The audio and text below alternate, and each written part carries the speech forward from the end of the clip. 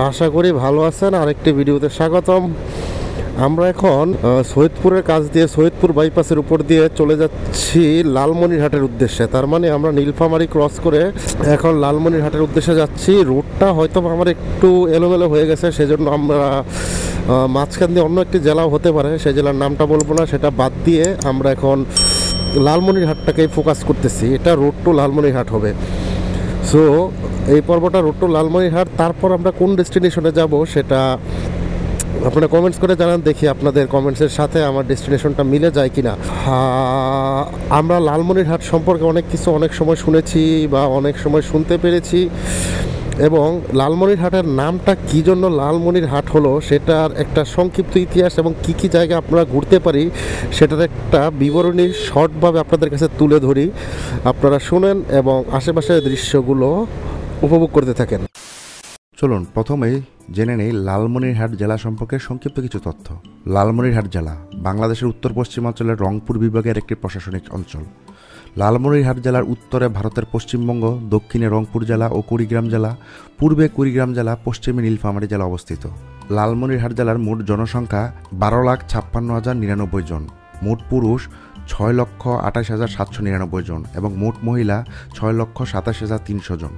এই জেলার বেশিরভাগ নাগরিকই মুসলিম। লালমনিরহাট সদর উপজেলায় বাংলাদেশের প্রত্নতত্ত্ব অধিদপ্তরের তালিকাভুক্ত একটি প্রত্নতাত্ত্বিক স্থাপনা আছে, সেটি হচ্ছে নিদারিয়া মসজিদ। এছাড়াও আছে 69 হিজরি তথা 690 খ্রিস্টাব্দের হারানো মসজিদ, এটির নাম সাহাবায়ে কেরাম মসজিদ।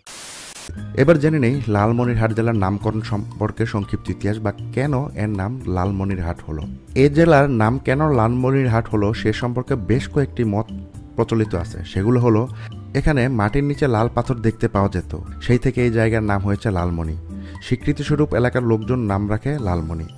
1783 সালে সাধারণ কৃষকদের অধিকারে প্রতিষ্ঠার জন্য লালমনি নামে এক মহিলা কৃষক নেতা নুরুল উদ্দিনকে সাথে নিয়ে ব্রিটিশ সৈন্য ও জমিদারদের বিরুদ্ধে লড়াই করে নিজের জীবন উৎসর্গ করেন। সেই থেকে এই জায়গার নাম হয় লালমনি। কালের বিবর্তনে হাট শব্দটি লালমনি শব্দের সাথে যুক্ত হয়ে নামকরণ হয়েছে লালমনিরহাট বলে প্রচলিত আছে। চলুন এবার জেনে নেই লালমনিরহাটের মুক্তিযুদ্ধ সম্পর্কে কিছু সংক্ষিপ্ত ইতিহাস। 6 ডিসেম্বর 1971 সালের এই দিনে উত্তরের সীমান্তবর্তী লালমনিরহাট জেলা পাকিস্তানি দখলমুক্ত হয়। মুক্তিযুদ্ধের 6 নং সেক্টর সদর দপ্তর ছিল লালমনিরহাটের পাটগ্রাম উপজেলার বুড়িমারি হাসরউদ্দিন উচ্চ বিদ্যালয়। উর্দুভাষী বিহারিরা চাকরির সুবাদে রেলওয়ে বিভাগীয় শহর লালমনিরহাটে বসবাস করতেন। পাকিস্তানি সেনা বিহারিদের সহযোগিতায় সহজেই বাঙালিদের উপর হামলা চালিয়েছিল এবং বাঙালি নারীদের তুলে নিয়ে যেত পাকিস্তানি সেনাদের ক্যাম্পে। সেখানে তাদের উপর অমানসিক ও শারীরিক নির্যাতন চালানো হতো। পাকিস্তানি সেনাদের সহযোগিতা করত তাদের এদেশীয় দোসর রাজাকার ও আলবদর বাহিনী। তারা পাকিস্তানি সেনাদের সহযোগিতায় বাঙালিদের সম্পদও লুট করত। মুক্তিযোদ্ধারা দ্য ডেইলি স্টারকে জানান, 1971 সালের 1 এপ্রিল পাকিস্তানি সামরিক বাহিনীর হেলিকপ্টারে লালমনিরহাটে আসেন। ওই দিন লালমনিরহাট বিমানঘাটিতে শহীদ মুক্তিযোদ্ধা ও লালমনিরহাট থানার ওসি মীর মোশাররফ হোসেনের নেতৃত্বে যৌথভাবে বাঙালি পুলিশ ও স্থানীয়রা পাকিস্তানি সেনাদের আক্রমণ করে। হামলায় বহু পাকিস্তানি সেনা কর্মকর্তা ও অবাঙালি নিহত হয়। এতে ক্ষুব্ধ হয়ে পাকিস্তানি সেনারা উর্দুভাষী বিহারি ও স্থানীয় রাজাকারদের সহায়তায় 4 ও 5 এপ্রিল লালমনিরহাটে গণহত্যা চালায়। শিশুসহ নিরস্ত্র বাঙালিদের উপর নির্মমভাবে অত্যাচার এবং হত্যাযজ্ঞ চালানো হয়। তাদের বাড়িঘরে আগুন দেওয়া হয়। বাঙালি কিশোর তরুণীদের তুলে নিয়ে যাওয়া হয়। লালমনিরহাট থেকে পাকিস্তানি সেনা ও তাদের অনুসারীরা পালিয়ে যায় 5 ডিসেম্বর রাতে ও 6 ডিসেম্বর ভোরে। পাকিস্তানি সেনারা পালিয়ে যাওয়ার সময় লালমনিরহাটের প্রবেশদ্বারে তিস্তা নদীর উপর তিস্তা রেলওয়ে সেতুর একটি অংশ বোমা বিস্ফোরণ করে সেতুটিকে ক্ষতিগ্রস্ত করে যায়। 6 ডিসেম্বর সকালে লালমনিরহাট শহরে জয় বাংলা স্লোগানে জাতীয় পতাকা উত্তোলন করা হয়। বীর মুক্তিযোদ্ধা মেজবাউদ্দিন আরও বলেন, প্রায় 1 মাস পর ভারতীয় সেনাদের সহায়তায় মুক্তিযোদ্ধারা ক্ষতিগ্রস্ত তিস্তা রেলওয়ে সেতুটি মেরামতের পাশাপাশি দেশের অন্যান্য অঞ্চলের সঙ্গে লালমনিরহাটের যোগাযোগ চালু করেন। চলুন এবার আমরা জেনে নেই লালমনিরহাট জেলার কিছু দর্শনীয় স্থানীয় সমূহ, যেখানে চাইলে আপনারা ঘুরে আসতে পারেন। 69 হিজরির হারানো মসজিদ, Lalmonirhat railway station, Teesta barrage, Teesta সড়ক সেতু, তিস্তা রেল সেতু, লালমনিরহাট বিমানবন্দর, 3 বিঘা করিডোর, সিন্দুরমতি লালমনিরহাট, কবি শেখ ফজলুল করিমের বসত ভিটা, কাকিনা কালীগঞ্জ, কাকিনা জমিদার বাড়ি, মহিমারঞ্জন স্মৃতি উচ্চ বিদ্যালয়, এক উঠানে মসজিদ ও মন্দির। এখানে পাশাপাশি স্থাপিত মসজিদ ও মন্দির পুরানবাজার কালীবাড়ি জেলা শহরে অবস্থিত। তুষভান্ডার জমিদার বাড়ি, চলুন এবার আমরা জেনে নেই কিছু উল্লেখযোগ্য ব্যক্তিবর্গের নাম যাদের জন্ম এই লালমনিরহাটের মাটিতে হয়েছিল। আবিদ আলী, বিশিষ্ট রাজনীতিবিদ। কাজী নুরুজ্জামান, বিশিষ্ট রাজনীতিবিদ। মুজিবুর রহমান, বিশিষ্ট রাজনীতিবিদ। হাসানুজ্জামান হাসান, বিশিষ্ট রাজনীতিবিদ। শেখ রেয়াজউদ্দিন আহমেদ, বিশিষ্ট রাজনীতিবিদ। শেখ ফজলুল করিম, স্বনামধন্য সাহিত্যিক। ফকির মজনু শাহ, ভারতীয় ফকির বা সাধক। আসাদুল হাবিব দুলু, সাবেক উপমন্ত্রী। মুসা ইব্রাহিম, বাংলাদেশের প্রথম এভারেস্ট বিজয়ী। সাতিরা জাকির, সাবেক ক্রিকেটার। করিমউদ্দিন আহমেদ, সাবেক সাংসদ ও মুক্তিযুদ্ধের সংগঠক। আফসার আলী আহমেদ, বিশিষ্ট রাজনীতিবিদ। তো এই ছিল লালমনিরহাট জেলা সম্পর্কে সংক্ষিপ্ত ইতিহাস এবং নামকরণের ইতিহাস এবং সংক্ষিপ্ত কিছু তথ্য। যেটা ভেবেছিলাম সেটাই একটু মিসম্যাচ হয়ে গেছে, সেজন্য আমরা রংপুরের ভেতর দিয়ে ঢুকে গেছি। রংপুর থেকে আমরা লালমনিরহাটের দিকে যাব, বাট রোড টু রংপুরটা আমি পরবর্তী পর্বের জন্য রাখছি। এখন আমাদের মেন ফোকাস থাকবে লালমনিরহাটেই। একটু ম্যাপে এদিক সেদিক হয়ে গিয়েছিল বলে 20 কিলোমিটার এক্সট্রা রাইড করতে হবে। চেয়েছিলাম রংপুরটাকে পাস করে লালমনিরহাটে ঢোকার জন্য, বাট সেটা হয়নি। 20 কিলোমিটার এদিক সেদিক মানে প্রায় 20-40 কিলোমিটার একটা পেনাল্টি পেয়ে গেলাম। সো আমাদের ম্যাপে দেখাচ্ছে আর 60 কিলোমিটার দূরে লালমনিরহাট। লালমনিরহাট থেকে আমাদের পরবর্তী ডেস্টিনেশন যেটা হবে সেটা হচ্ছে না বলবো না, আপনারাই বলে দেন, কমেন্টস করে জানিয়ে দেন লালমনিরহাট থেকে আমরা পরবর্তী ডেস্টিনেশন কোথায় ফিক্সড করব, লক করব আর কি। একদম স্ট্রেট সড়ক, মজাই লাগতেছে বাইক রাইড করে। মিষ্টি মিষ্টি রোদের ভেতর দিয়ে বাইক রাইড করে যাচ্ছি পিলিয়ন নিয়ে R15 MA। Oh my god, it's so much tough and difficult. রাস্তাটা সুন্দর, ঠিক না? চারপাশে আলু চাষ হচ্ছে। আর 60 কিলোমিটার পরে লালমনিরহাটে পৌঁছে যাব আমরা। মাঝখানে আর 20-30 কিলো চালিয়ে একটা ছোট্ট করে একটা ব্রেক নিব। একটু কীরকম জানি লাগতেছে যে একটু মিসম্যাচ করে ফেললাম প্ল্যানিংটা। তো যাই হোক, এটা হয় স্বাভাবিক, মোবাইলে চার্জ ছিল না সেই কারণে আর কি একটু ঝামেলা হয়ে গেছে ম্যাপে। যাই হোক, যেটা ডেস্টিনেশন সেটাই ফিক্স থাকবে, ঠিক আছে? লালমনিরহাটে সেখানেই যাব। নিজের একটু ভুলের কারণে একটু অফরোড দিয়ে চলে আসতে হচ্ছে। অফরোড বলতে ওই যে চাপাই থেকে নৌকা আসার সময় যে এইরকম আর কি গ্রামের ভিতর দিয়ে আসছিলাম, সেই রকম গ্রামের ভিতর দিয়ে ঢুকতেছি। এটা আসলে ওই রকম অফরোডও না, একদম পুরা আমাদের মানে গ্রামের রুরাল এরকম অফরোড আর কি, ভাঙা চূড়া। যা বুঝতে পারছি আমার টার্গেটের সময়টা সে খেয়ে দেবে অনেকটাই। যদিও আর মাত্র 38 কিলোমিটার দূরে আছি আমরা লালমনি থেকে, বা এই 38 কিলোমিটার যদি পুরোপুরি হাইওয়ে হতো আধা ঘন্টা বা 40 মিনিট লাগতো যেতে, বা 50 মিনিট। এখন এই রকম ভাঙাচূড়া পার হইতে দেখা গেছে 38 মিনিট, ঘন্টা 10-15 মিনিট লেগে যাবে। একদম গ্রামের ভেতর দিয়ে গিয়ে গ্রামের রুরাল পরিবেশ দেখার একটা সৌভাগ্য অবশ্যই হচ্ছে। হাইওয়ের ঝুট ঝামেলা থেকে একটু বেরিয়ে, যদিও অফ রোডে ড্রাইভিং করতে ততটা স্বাচ্ছন্দ্য লাগতেছে না। যদি রংপুর হয়ে না ঢুকতাম তাহলে আর এটা পেতাম না, অন্য দিক থেকে যেতে পারতাম। শালার গুগল মামা আমাকে দেখালো বেস্ট রুট, আমি বেস্ট রুটটাই সিলেক্ট করলাম। এই বেস্ট রুট এইটাই না। যাই হোক, যদিও গুগল মামা অনেক হেল্প করছে, তো এই অল্প স্বল্প ক্ষমাটা, ভুলের জন্য ক্ষমা তার প্রাপ্য। জানি না সামনে আর কতক্ষণ এরকম ঝক্কি ঝামেলা পোহাতে হবে। কথাবার্তা বলতে ভাল লাগতেছে না ততটা, কারণ এইরকম রোডে কারই বা ভাল লাগে। 25 কিলোমিটার যেতে গুগল মামা সাজেস্ট করতেছে 1 ঘন্টা লাগবে। এ যে আর parcel and courier service, maybe এটা ভাই পেপার মিল লিমিটেড। এই কারণে বড় বড় গাড়িগুলো এদিক দিয়ে ঢুকে আর রাস্তার অবস্থা 12টা বাজিয়ে দেয়। এই হচ্ছে এখানকার হিডেন ট্রু। যাই হোক, দেখি কতক্ষণ যেতে পারি এই রাস্তা দিয়ে। যদিও হাতে এখনও পর্যাপ্ত পরিমাণ সময় আছে আমার টার্গেটে পৌঁছানোর জন্য। বুঝতে পারছি ওই দিনের মতন আরেকটা রিস্ক নেওয়া লাগবেই। হয়তোবা আজানের একটু পর আমি আমার আজকের ফাইনাল ডেস্টিনেশনে পৌঁছে যাব। যদি এরকম হয় তাহলে আধা ঘন্টা 1 ঘন্টা রাত্রে গাড়ি রাইড করাই যেতে পারে। ওইটা আশা করি কোনো প্রবলেম ক্রিয়েট করবে না।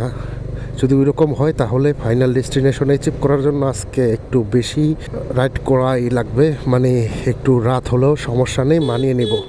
এই রাস্তাটা যথেষ্ট পরিমাণ ভালো আগেরটার তুলনায়। এটার 3 কিলোর মতন রাস্তা আমাকে পুরা শেষ করে দিছে। কি পরিমাণ আলুর চাষ, মাশাআল্লাহ।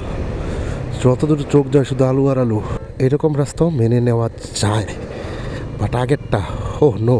সুন্দর 2 রকম, সাধারণ সুন্দর, ভয়ঙ্কর সুন্দর। ভয়ঙ্কর সুন্দর হচ্ছে অ্যাজ লাইক কি বলবো, সাপোজ আপনি কোনো জাহাজের ভিতর আছেন, সমুদ্রের মাঝখানে, তখন একটি ঝড় বা জলোচ্ছ্বাস আপনার সামনে, আপনার জাহাজের সামনে বিশাল বড় 70-80 ফুট, সেটা হচ্ছে ভয়ঙ্কর সুন্দর, যার ভিতরে মৃত্যু ভয় থাকে। বাট এই রাস্তাটা সুন্দর, সাধারণ সুন্দর। আর মাত্র 31 কিলো, গুগল মামা বলছে 52 মিনিট লাগবে। এত করে টানতেছি, তারপরে 52 মিনিট। সামনে একটি ছোট্ট ব্রিজ দেখতে পাচ্ছি। এই ব্রিজের পরেই কি আমরা লালমনিতে পা রাখবো নাকি?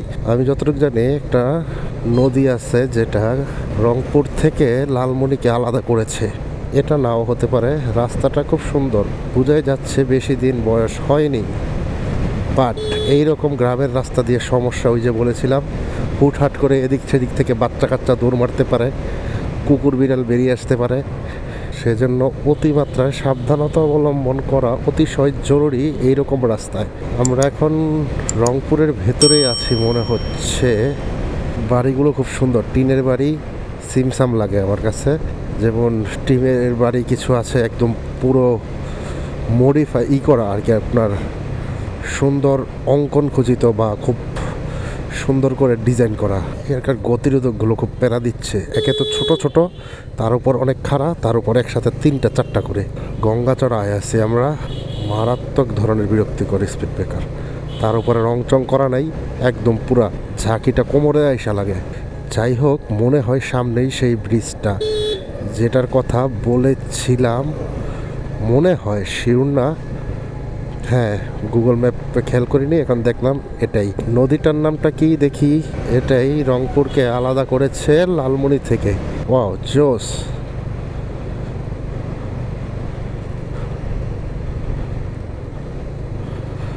অস্থির অস্থির।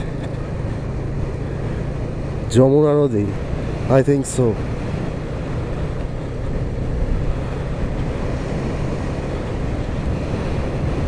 চর যাচ্ছে হিউজ পরিমাণ।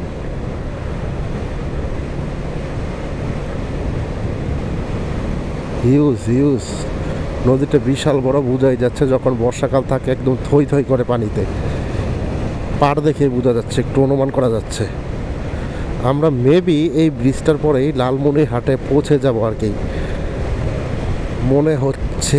যা, আর মাত্র 28 কিলোমিটার দেখাচ্ছে।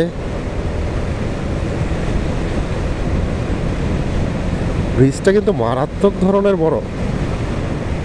তার মানে এতে অনুমান করা যায় বর্ষাকালে যখন পুরো যৌবন থাকে এই নদীটার, তখন অবস্থাটা কি হয়। সবচেয়ে মজার বিষয় হচ্ছে আমি কোনো টুল দেখতে পাচ্ছি না এই নদীর সামনে। কি আছে? নাই।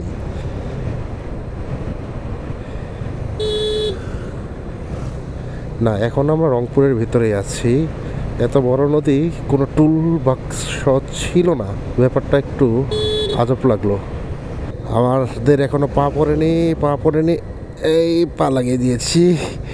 লালমনিরহাট আছি আমরা এখন, কালীগঞ্জ লালমনিরহাট। কালীগঞ্জ নামে অনেক জায়গা আছে, ঠিক আছে। বাংলাদেশের ভিতরে কতগুলো থানা যেন আছে, 3টা না 4টা থানা আছে কালীগঞ্জ নামে। তো আর মাত্র 22 কিলোমিটার পরেই আমাদের লালমনিরহাট সদর।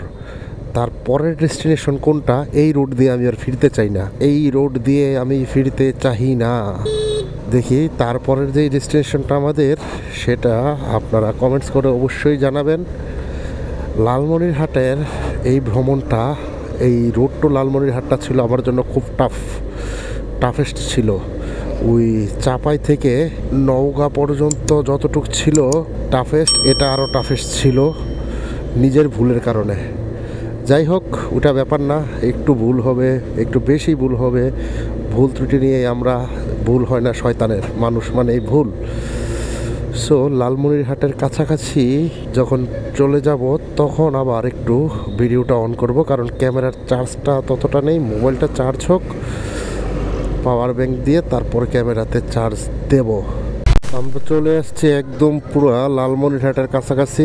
এখান থেকে আর 5 কিলোমিটার দূরে Lalmonirhat. So road to Lalmonirhat আপনাদের কাছে কীরকম লাগছে সেটা অবশ্যই কমেন্ট করে জানাবেন। যদি আপনাদের ভালো লাগে থাকে তাহলে অবশ্যই চ্যানেলকে সাবস্ক্রাইব করবেন। যদিও আমার একটু বোরিং লাগছে, কারণ ওই যে বললাম নিজের ভুল।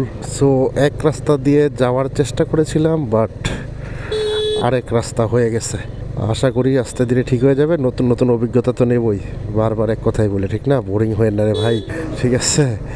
তো আপনাদের মতামত পরামর্শের জন্য অধীরভাবে অপেক্ষা করব এবং অবশ্যই আমার ইন্সপিরেশন বুস্ট করার জন্য সাবস্ক্রাইব করে দেবেন যদি কথাগুলো ভালো লাগে থাকে। ঠিক আছে, টিল দেন ভালো থাকবেন, আশেপাশে সবাইকে ভালো রাখার চেষ্টা করবেন যতটুকু নিজে পারেন। আল্লাহ হাফেজ।